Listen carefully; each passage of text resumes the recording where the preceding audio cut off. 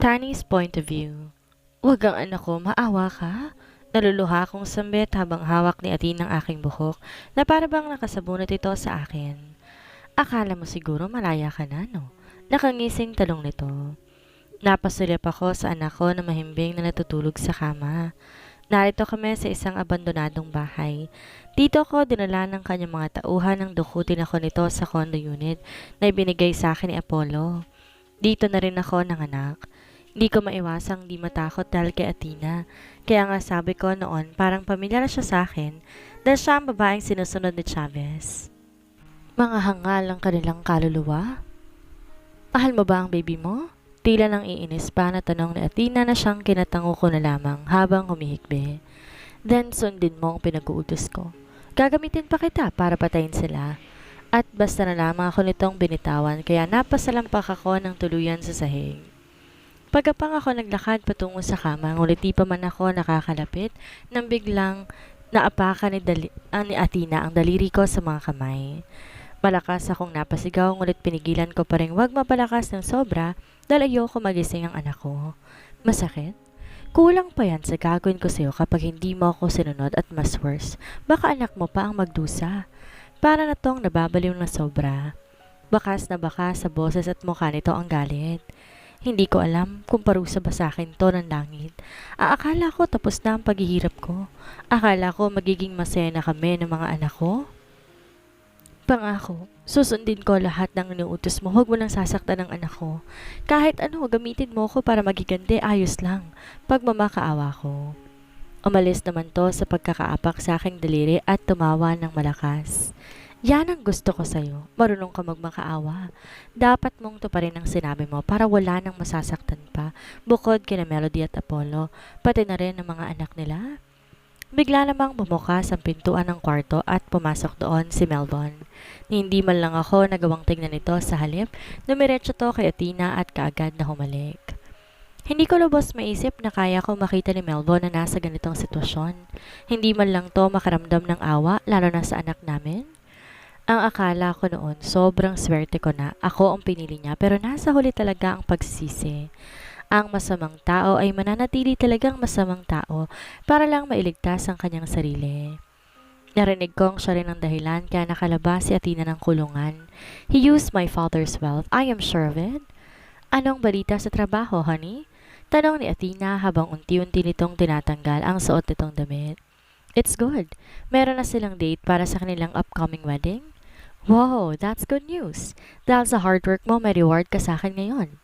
Napapikit na lamang ako na makita ko kung paano sila maghalikan sa harapan ko.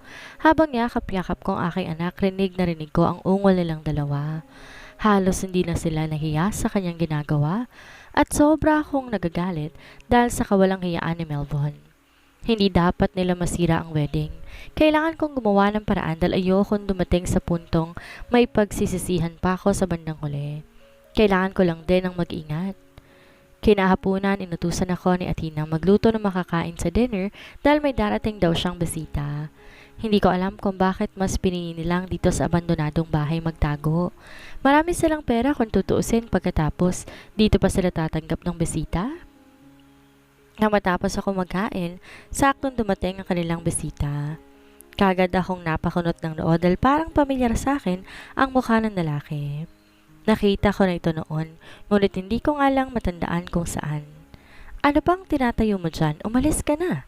Singhal sa akin ni Athena at kaagad naman akong naalarma. Tsaka bumalik sa kwarto. Hindi ko naman sinarado ang pinto ng tuluyan, kaya kitang-kita ko sila at rinig na rinig ko pa rin ang kanilang pinag-uusapan. Kadarating ko lang galit na itsura mo kaagad ang pinakita mo sa akin. Naiiling na sambit ng matandang lalaki, tsaka umupo ito sa upuan. Kasi naman, Uncle, kukupad-kupad ang isang yon. By the way, long time no see, Uncle. Are you ready to rock their world? Malawak ang ngiti ni Athena.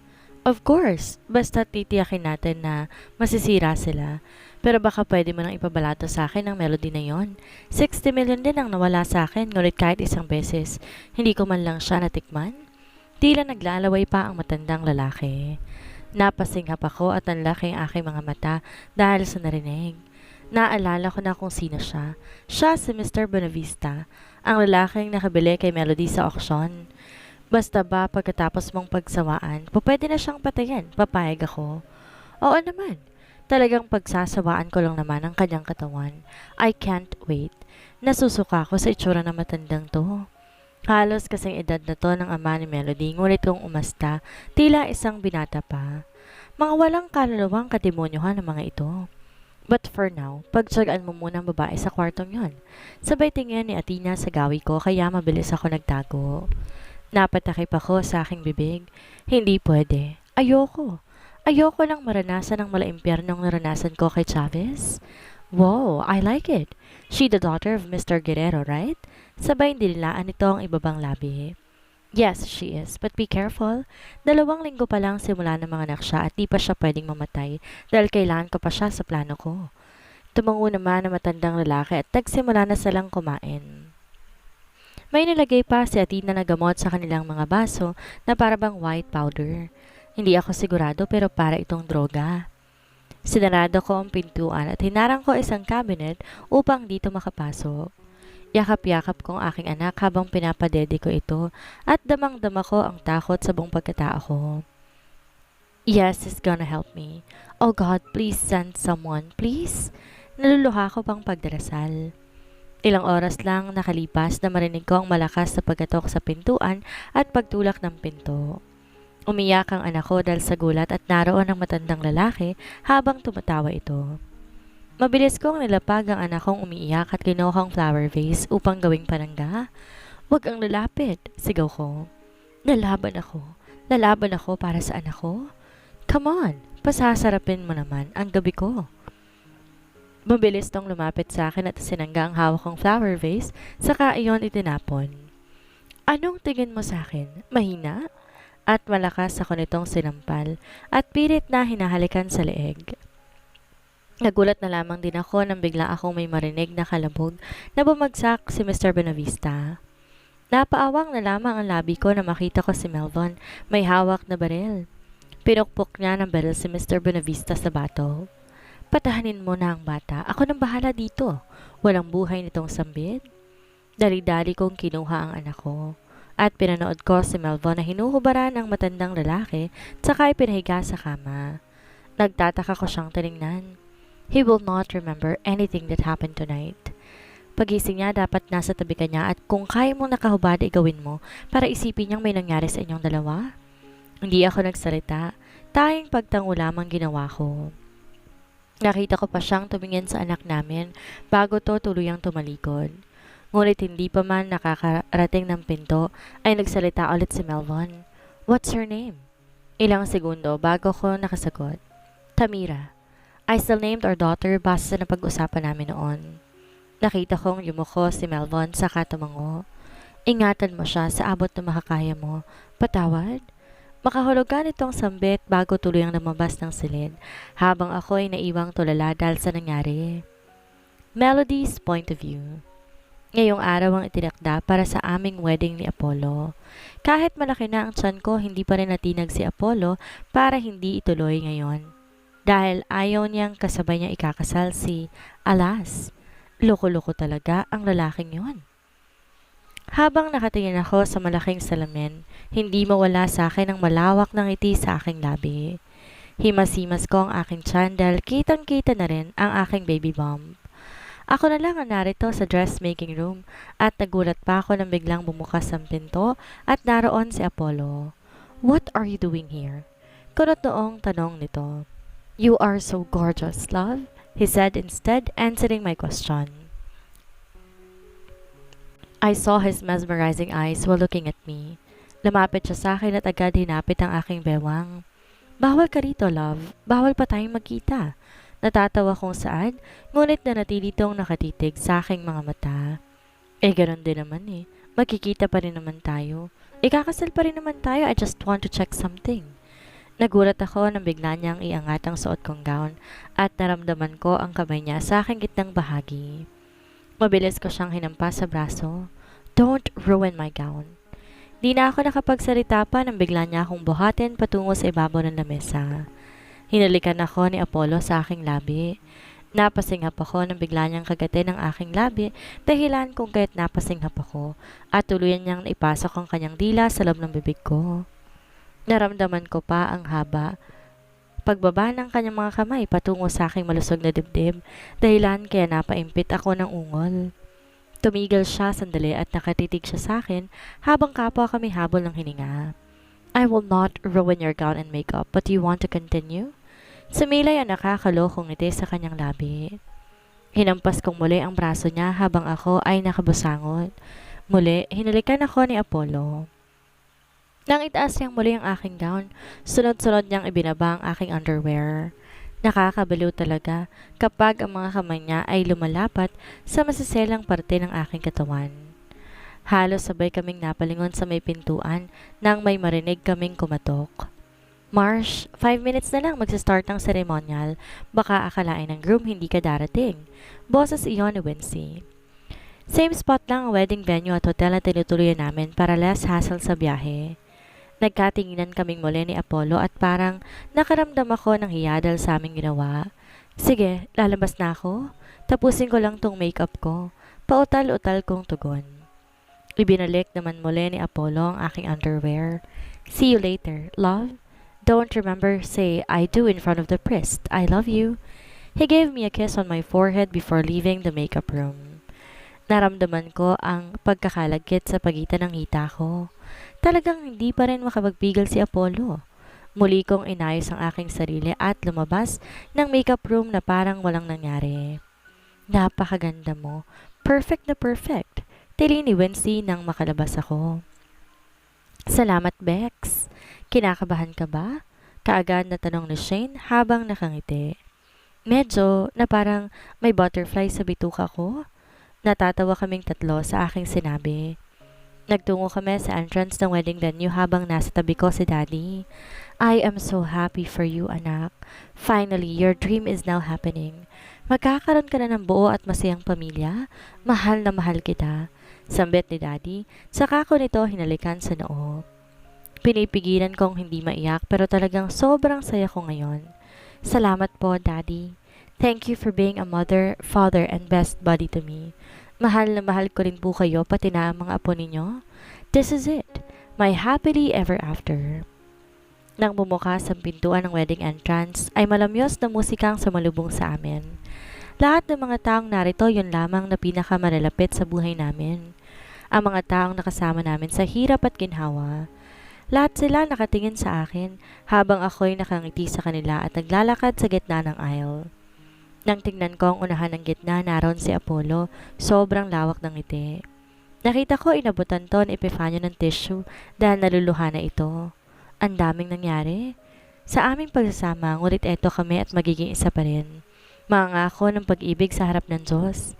Isa na lamang ang mahihiling ko, na sana gabayan niya kami at siya maging sentro ng buhay namin. Bigla ako natigilan sa paglalakad nang mahagip ng mga mata ko ang isang naka-black na babae. Natatakpan ang mukha nito na isang belong itim. What's the problem? Natauhan ako na magsalita si Daddy, tsaka ako umiling at ngumiti at naglakad. Nang tumingin akong muli sa pwesto ng babae kanina, wala na ito doon. Si Tani nang nakita ko. Mabilis nagbago ang emosyon ko at nakangiti at nakahinga na maluwag. Sa wakas, nakapunta siya. Ngunit baka sa kanyang mga mata at ngiti na tila ba hindi ito mapakali. May salitang lumabas sa bibig nito ngunit hindi ko maintindihan. Can you fucking shut up? Hindi ako makapag-focus sa pigilan ng luha ko. Inis na bulong ni Apollo. Bakit ba kasi hindi ka nagdadala ng tissue? Alam mo naman na iyakin ka. Natatawang bulong naman ni Epifanio. Bumalik ang atensyon ni Apollo kay Melody na magpatuloy itong maglakad papalapit sa kanya. Walang mapaglagyan na saya sa kanyang puso at sinong hindi maiiyak kung ganito kaganda ang kanyang mapapangasawa. Nangako siya na kahit anong mangyari ibibigay niya kay Melody lahat ng pangarap nito. Walang perpektong relasyon pero kilala niya ang kanyang sarili at hindi siya gagawa pa ng ikasasakit ni Melody. Sa isip ni Apollo, taimtim siyang nagpapasalamat at nagdarasal. She is absolutely gorgeous. Thank you, God. Thank you for giving me her as my wife. As we bow to you right now, Kasabay nito ang pagbibigay namin sa iyo ng kung anong nais mo sa amin. I do not deserve her, but yet you gave her to me and I'm forever grateful for that. Dumating sa kanilang harapan si Melody at ang ama nito. Malawak ang ngiting sinalubong niya ang kanyang father-in-law at niyakap ito. Ingatan at maalin mo habang buhay ang kaisa-isa kong anak, Apollo. Thank you, Dad, sa pagtitiwala niyo sa akin. Thank you for being a father to my children and also to me. Pinapangako ko pong iingatan ko siya habang buhay naming pagsasama. Tumango ang ama ni Melody at tinapik ang likuran ni Apollo. Iniabot na sa kanya ang kamay ni Melody at nakangiti niya tong tinanggap at hinalikan. Inalalayan niya to patungo sa harap ng pastor na siyang magkakasal sa kanila. Kapwa sila masaya. Sa kanilang naganap na kasal, na magsimula ng pastor at tahimik ng lahat na nakikinig, dumating na sa part na kailangan na nilang magpalitan ng vow sa isa't isa. Sinong mauuna? Tanong ng pastor at tinignan silang dalawa. Ladies first. Nakangiting sambit ni Apollo. Gentleman ang best friend ko. Sigaw ni Epifanio na nakaupo sa unahan. Sinabayan tuloy ng mga hiyaw at palakpakan ng mga taong naroroon. Para namang gustong sigurin ni Apollo si Epifanio dahil sa pagiging maingay nito. Kahit kailan ay wala na talaga itong nadulot na hindi siya napapahiya. Mula naman sa dibdib ni Melody nilabas ang maliit niyang papel na siningit ni Wincy kanina. Naroon kasi nakasulat ang kanyang nais sabihin bago sila maging isa muli ni Apollo. What is it doing here? Takang tanong ni Apollo sa kanya at nagtawanan ng mga tao sa reaksyon ni Apollo. It's Wincy's idea. Mas madali kong makakuha. Napatingin si Apollo kay Wincy. Don't tell me he's the one who put it there. Yes, he is. Why? Nakita ni Melody ang nakakunot at nanlalaki mga mata ni Apollo. Masumatong tumingin kay Wincy at inumangan ito ng kamao. Kaagad namang namutla si Wincy. Why? What's wrong? Natatawang tanong ni Melody. Love, he is still a man. Damn it! Parang nawawalan ng pasensya si Apollo. Habang ang kanilang mga bisita, tuwang-tuwa sa nagiging reaksyon ni Apollo. Hindi na lamang to pinansin pa ni Melody at nagsimula siyang basahin ang isinulat niya. Hey love, napakarami nating pinagdaanan pero hindi mo ako sinukuhan at iniwan. Sino ba naman kasing susuko ka agad kung ganito ko kaganda, di ba? Nagtilian ang mga tao habang si Apollo ay pumapalakpak na nakangiti. That's right, you are so gorgeous, sigaw ni Apollo. Pero seryoso, unang-una, gusto ko magpasalamat sa Diyos dahil binigyan niya ako ng isa pang taong mamahalin ako ng lubos at hindi ako iiwan. Hindi kailanman ako sinaktan. Pinagbibigyan ako sa lahat ng aking hiling at sobrang alaga niya sa mga anak namin. Nagpapasalamat ako sa daddy ko dahil siya naging tulay para magkatagpo ang landas namin ni Apollo. Alam kong maraming taon pa tayo magsasama at maraming pagsubok na darating, pero sabay nating haharapin ang kasama ng mga anak natin. Lalaban tayo para sa kanila. Pinapangako ko na ikaw pa rin hanggang dulo. I love you, Apollo Luxerio. Sigaw ni Melody sa dulo. Kailangan namin yan. Sigaw ni Shane habang pumapalakpak kasabay ng lahat ng kanilang bisita at ibinigay niya kay Apollo ang microphone at nagkaroon naman ng katahimikan. Tumingin si Apollo sa mga bisita, sa kanyang daddy, kay Alas, Milandro, Luhan, Epifanio at sa kanyang dalawang anak.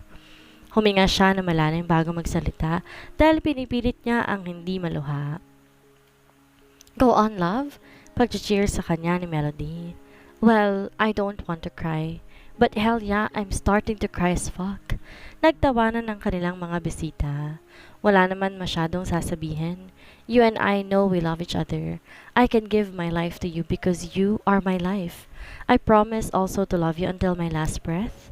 Hindi ako perpektong tao pero mamahalin ko kayo ng mga anak natin at hindi ko hahayaan na masaktan kayo. I love you more, Melody Abirin. Namayani ang sigawan at palakpakan sa buong wedding venue. Ang lahat masaya para sa kanilang dalawa. Kitang-kita rin naman ni Melody sa kung gaano kasiya si Apollo at mangiyak-ngiyak pa nga ito. Does anyone object to the marriage of Melody and Apollo? Tanong ni Pastor. Mula sa daddy ni Melody, daddy ni Apollo, kay Alas, Milandro, Epifanio at Luhan, sabay-sabay ang mga ito na tumayo sa harapan ng mga tao at ang baril sa kanilang tagiliran. Namayani na naman ang tawanan at saya sa buong wedding venue, habang si Melody ay gulat sa nakita. Si Apollo naman ay nangingiti lang because it was his plan. I guess, wala. Sambit ng pastor at natawa na naman silang lahat. Apollo Luxario, do you take Melody Aberin for your lawful wife, to have and to hold, from this day forward, for better, for worse, for richer, for poorer, in sickness and in health, until death do you part? I do. Yes, I do. Melody Aberin, do you take Apollo Luxario for your lawful husband, to have and to hold from this day forward, for better, for worse, for richer, for poorer, in sickness and in health, until death do you part? Matagal na katahimikan ang namayani at tumitig si Melody sa mga mata ni Apollo. Kinabahan naman bigla si Apollo sa tagal sumagot ni Melody. Ngumiti si Melody ng malawak bago nagsalita. Yes, I do. Parang nabunutan ng tinig si Apollo sa lalamunan at muli siyang nakahinga na maluwag. At sabay-sabay na nagpalakpakan ang mga tao. Ngayon ay buong kababaang loob nating hihilingin ang pagpapala ng Diyos sa kasintahang ito, upang sa kanyang kagandahang loob ay paboran niya sa kanyang tulong ang pinagkalooban niya ng sakramento ng pag-aasawa. In the sight of God and His witnesses, I now pronounce you husband and wife. You may now kiss. Kiss! Kiss! Sigaw ng mga tao. Hinawakan ni Apollo si Melody sa kanyang pisngi at dahan-dahan niya itong hinalikan ng marahan. Hindi alintana sa kanilang mga bisita'y saktong may tumulong, kulay pulang likido sa mukha ni Melody. Napakunot siya ng noo, pinunasan iyon. Nalaki ang kanyang mga mata na makitang kulay pula ito at tila dugo. Tumingin siya sa itaas at napatingin din siya kay Apollo. Apollo? Nawala ang ngiti ni Apollo na makita si Melody. What the hell? Napasinghap na rin ang mga taong naroon at biglang bumuhos ng dugo sa buong paligid mula sa nilalabasan ng tubig kapag may sunog. Nagsigawan ng mga tao, pati na ang kambal nilang anak ay nagsimulang umiyak. Naglakad siya patungo sa kambal nilang anak nang magsimula itong umiyak. Ngunit hindi pa siya nakakalapit sa dalaway, bigla na lang namatay ang lahat ng ilaw. Melody, love? Sigaw ni Apollo. Ngunit di na nakasagot pa si Melody nang biglang may magtakip sa kanyang ilong at bibig. Naramdaman niya pa na may bumuhat sa kanya bago siya tuluyang nawalan ng malay.